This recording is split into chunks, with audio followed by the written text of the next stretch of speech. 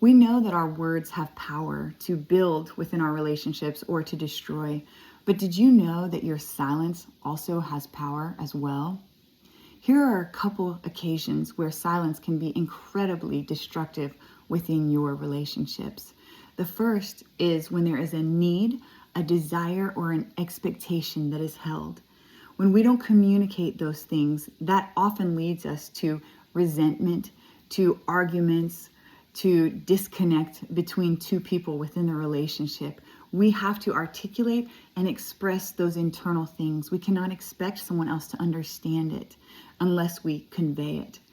The second occasion where we can be destructive with our silence is when there is something that has been done wrong, an injustice, a mistreatment, something that is not okay, and instead we remain silent. Rather than acknowledge that and affirm that that should have never happened, I should not have done that to you, they should not have done that, or that is not okay, we simply say nothing. And that can create incredible amounts of loneliness. It can convey that what happened to someone else was not important, or that it actually is okay in our opinion.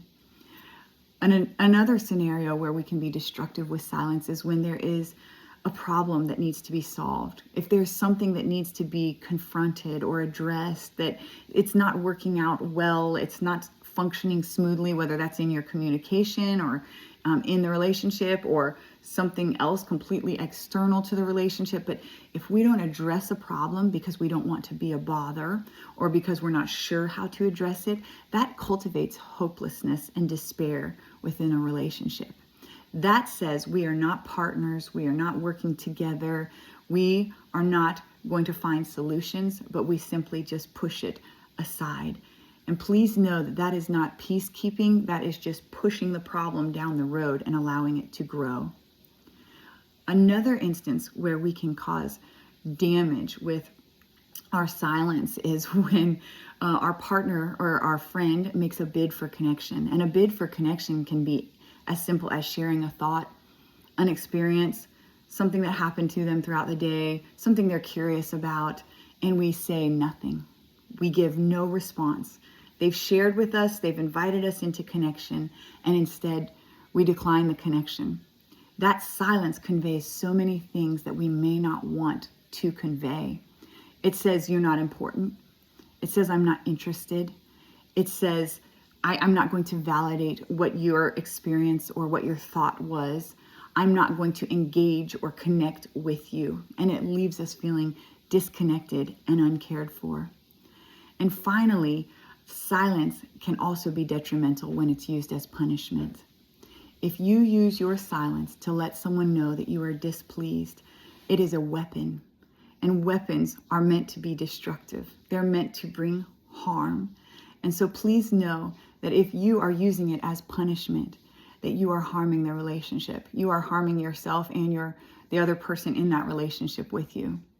Now, there are moments where silence is needful so that we can regain our composure, so that we can choose the best moment. But that silence is not an avoidance of speaking it at all. It often is preceded by words to say, I can't have this conversation right now, but I want to. Can we have it in a better moment? Or I really want to understand, but I don't yet. Or I want to help you, but I'm not sure what is the best way to help you. And so in those moments, we don't have to just pop off with what's on the top of our mind. We can be thoughtful, we can be considerate, we can take our time, but we need to at least express to that person some kind of acknowledgement, some kind of desire, some kind of connection around that thing before we even go get that silence. So I would encourage you to consider the messages that your silence may be conveying. It is true that our silence shouts, and sometimes it's deafening, and many times it's destructive.